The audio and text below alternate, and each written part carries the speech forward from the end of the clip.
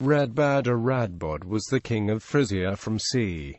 680 until his death. He is often considered the last independent ruler of Frisia before Frankish domination. He defeated Charles Martel at Cologne. Eventually, however, Charles prevailed and compelled the Frisians to submit. Radbod died in 719, but for some years his successors struggled against the Frankish power. King or duke. What the exact title of the Frisian rulers was depends on the source.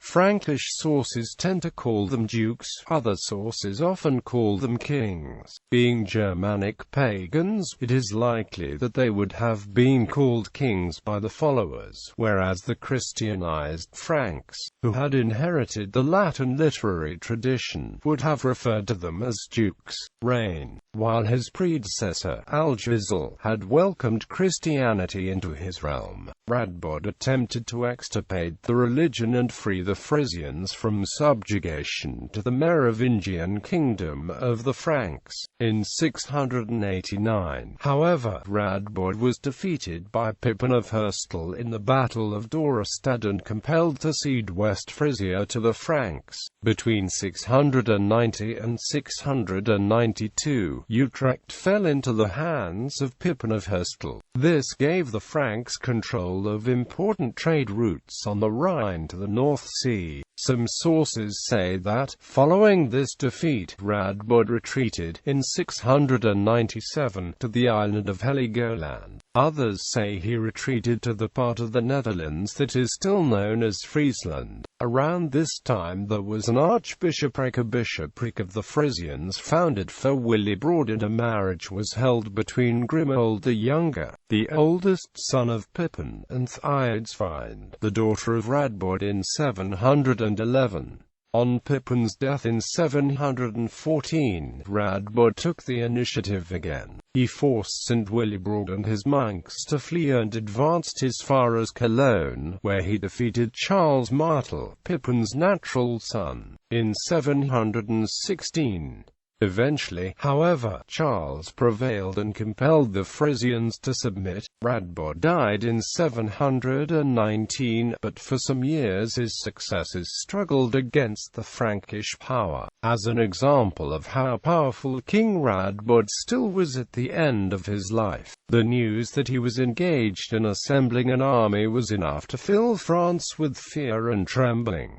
Relation with the Church. During the second journey of St. Boniface to Rome, Wulfram, a monk and ex-archbishop of Sens, tried to convert Radbod, but not succeeding he returned to Fontenelle. It is said that Radbod was nearly baptized, but refused when he was told that he would not be able to find any of his ancestors in heaven after his death, since he preferred spending eternity in hell with his pagan ancestors than in heaven with his enemies, especially the Franks. This legend is also told with Wulfram being replaced with Bishop Willibrord. Willibrord tried this while on a Carolingian-sponsored mission into Frisia with the express purpose of trying to convert the pagan Frisians living there, in the hope that, once they had converted to Christianity, the Franks could gain control of the important trade port Dorestad, which they had up to that point been unable to do. Legacy. St. Radbod was descended from him.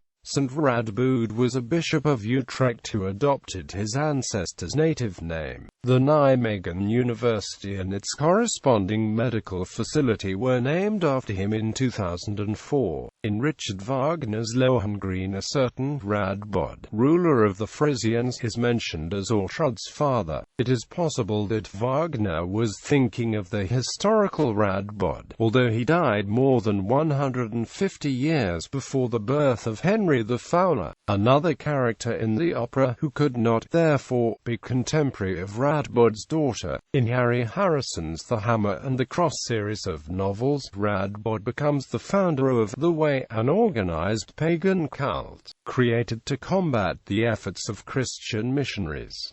Black metal band Ophidian Forest recorded a concept album Redbad in 2007. Dutch folk metal band Heidevolk recorded a song Koning Radbod on the 2008 album, while Hallewacht singing about the legend of Wolfram and Redbad. In 2015, the Frisian folk metal band Baldersdrama released a full album on the life and deeds of King Redbad called Old Glesoin. It is based on the book Redbad, Chronic van in Kenning by Willem Schoostra.